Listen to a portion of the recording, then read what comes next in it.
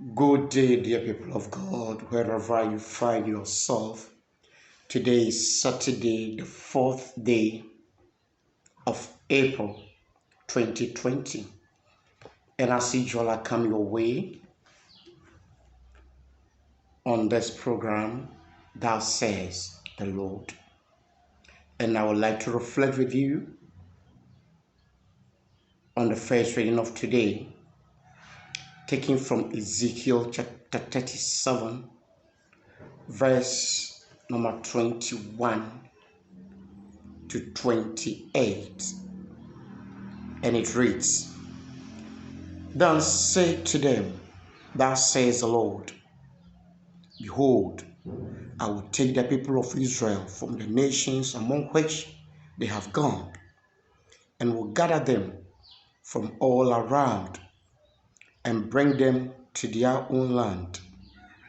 And I will make them one nation in the land, on the mountains of Israel.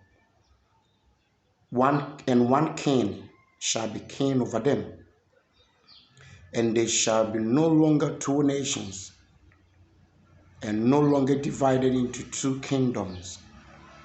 They shall not defile themselves anymore with their idols and with their detestable things, or with any of their transgressions, but I will save them from all the backslidings in which they have sinned, and will cleanse them, and they shall be my people, and I will be their God. My servant David shall be king over them, and they shall all have one shepherd. They shall walk in my rules, and be careful to obey my statutes. They shall dwell in the land I give to my servant Jacob, where your fathers lived. They and their children, and their children's children shall dwell there. Therefore, forever, and David my servant shall be their prince forever. I will make a covenant of peace with them. It shall be an everlasting covenant with them. And I will set them in their land and multiply them. And I will set my sanctuary in their midst forever. My dwelling place shall be with them, and I will be their God, and they shall be my people. Then the nations will know that I am the Lord who sanctifies Israel, when my sanctuary is in their midst forever. The word of the Lord.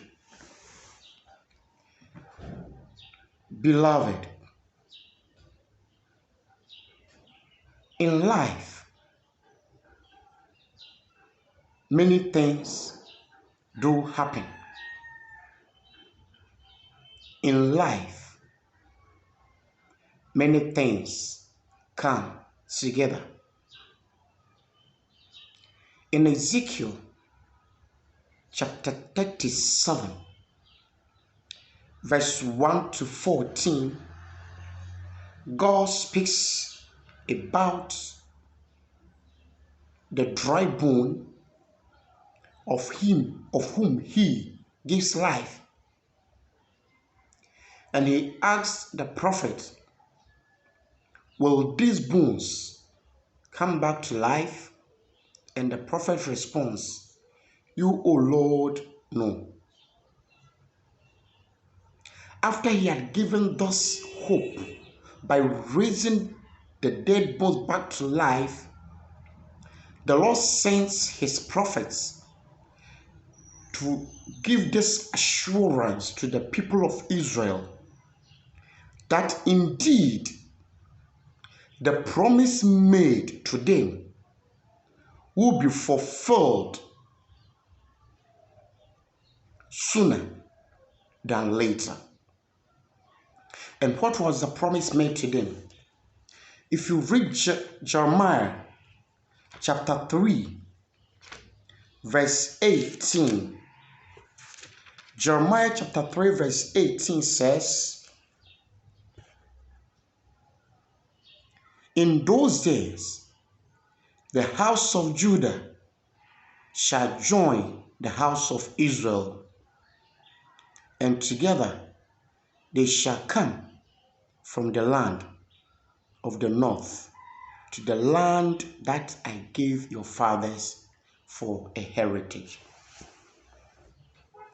The promise made to the people of Israel is that there will be a time that the divided kingdom will be united once again. There will be a time that the unity which was lost long ago will be realized. And for me, this prophecy is coming back to our lives. The time is coming when all people will see themselves as one.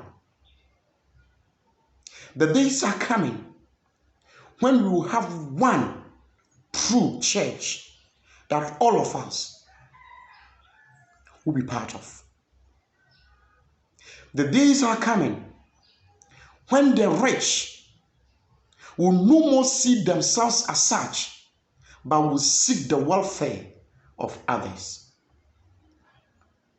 The days are coming when what the Lord has promised to you will be fulfilled.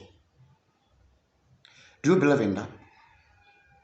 I believe in this because in the Gospel of John chapter 10 verse 16, John chapter 10 verse 16, this is what the Lord said to his disciples, to his followers. In John 10:16, the Lord says this, "And I have other sheep that are not of this fold. I must bring them also, and they will listen to my voice. So there will be one flock, one shepherd."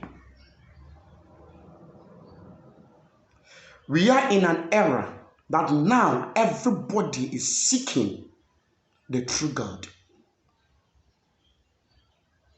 With this outbreak,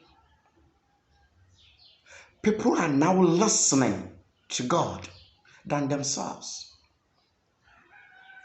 People are now seeking the face of God than before. People are now realizing that in God alone is salvation and not in human thinking. Do you believe in that? The Lord promises you a new life. The Lord promises you a new hope. And the Lord promises the world a new beginning. The Lord says, "Indeed, I'm making all things new." He promised to be with his people, bringing them back to their former glory. May the Lord bring you back to your former glory. May the Lord establish something new in your life. And may the Lord cover you and your generation with his blood, so that you will be free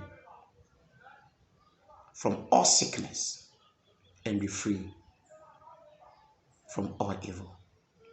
My name is Reverend Father Maryba Theophilus. You listened to That Says the Lord. Subscribe to the YouTube, Maryba Theophilus. You can follow me on Facebook, Maryba Theophilus. May the Lord bless and keep you. Amen.